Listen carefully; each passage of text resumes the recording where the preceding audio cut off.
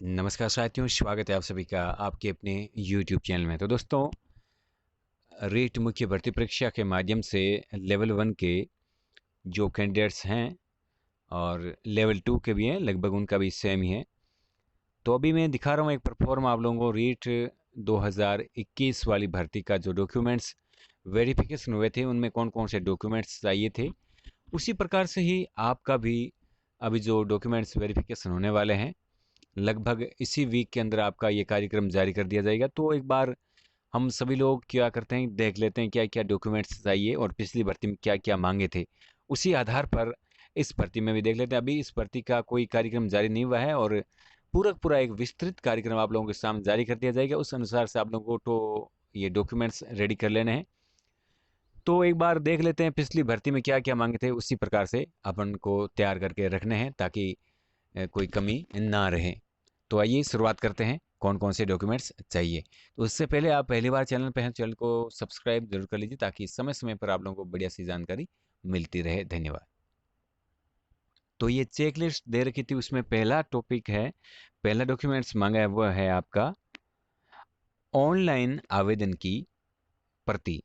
यानी जो आपने फॉर्म भरा था तृतीय श्रेणी अध्यापक भर्ती का, वह आपकी ऑनलाइन आवेदन की प्रति चाहिए।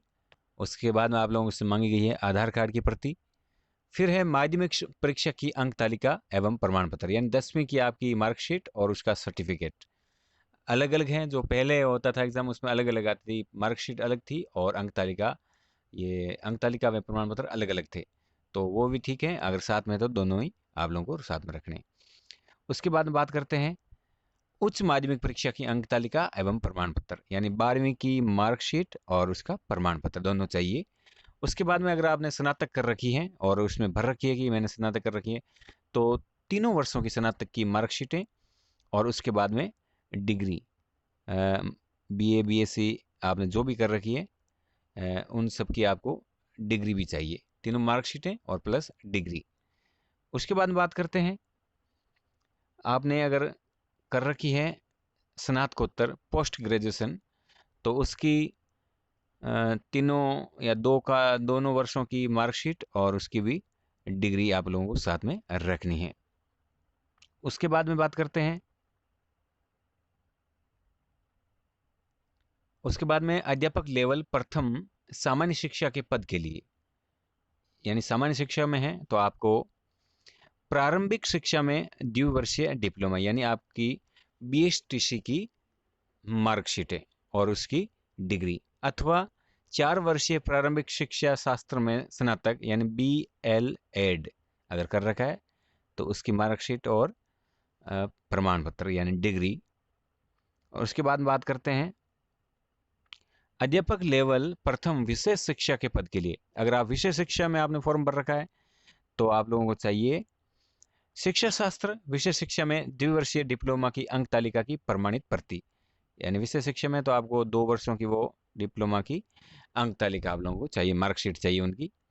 उसके बाद में मांग रखा है विशेष शिक्षा के पद हेतु भारतीय पुनर्वास परिषद आरसीआई से जारी पंजीकरण प्रमाण पत्र, यानी विशेष शिक्षा में उन लोगों को ये ध्यान देना है, बाकी को ध्यान नहीं देना है। आगे चलते हैं, आगे अध्यापक पात्रता परीक्षा 2021 दे रखा है, लेकिन अपन को क्या करना है, आपने अध्यापक पात्रता परीक्षा 2022 दी थी रीट, तो उसका प्रमाण पत्र आप लोगों को साथ में रखना है, उसकी प्रमाणित प्रति।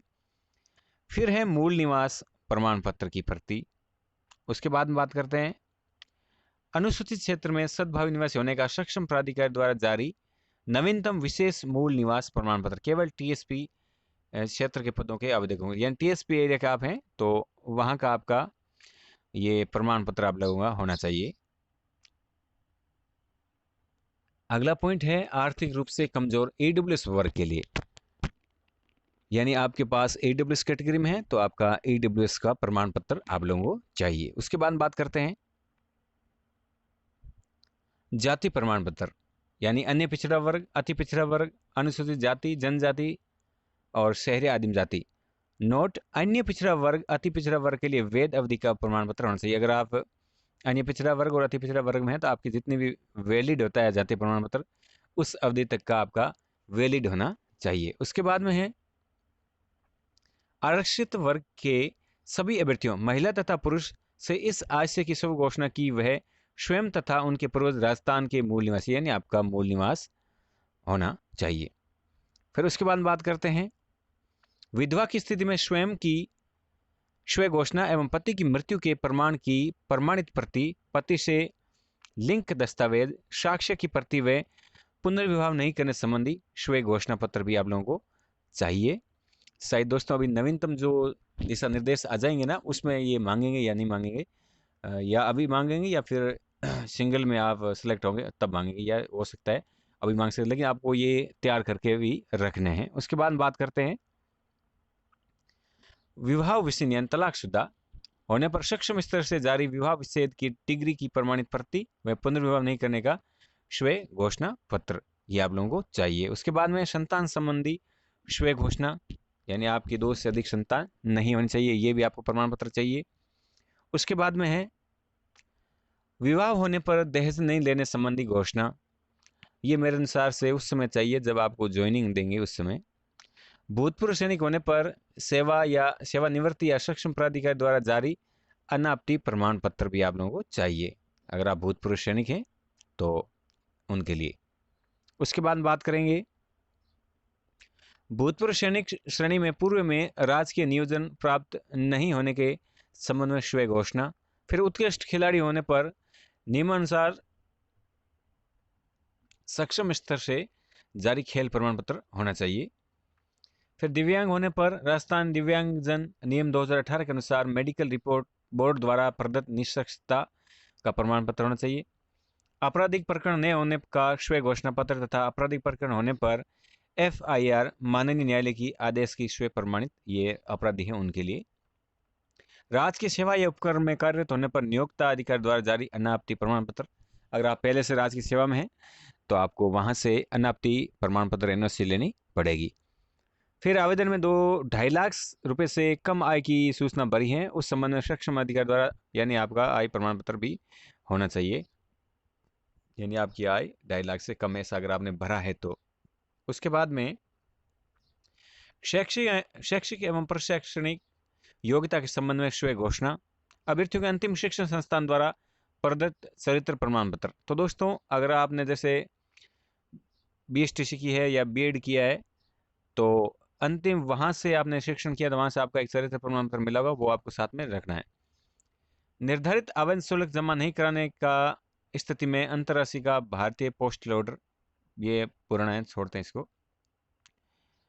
तो कुल मिला के ये डॉक्यूमेंट आप लोगों को तैयार करके रखने हैं।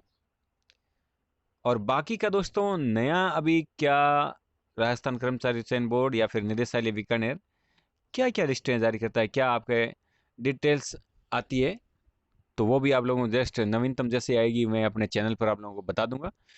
तो आप ऐसा कीजिए, जब तक चैनल को सब्सक्राइब करके रखिए, ये डॉक्यूमेंट तैयार करके रखिए, जैसे ही कोई नई सूचना आएगी तो मैं आप लोगों तक ये सूचना पहुंचा दूंगा।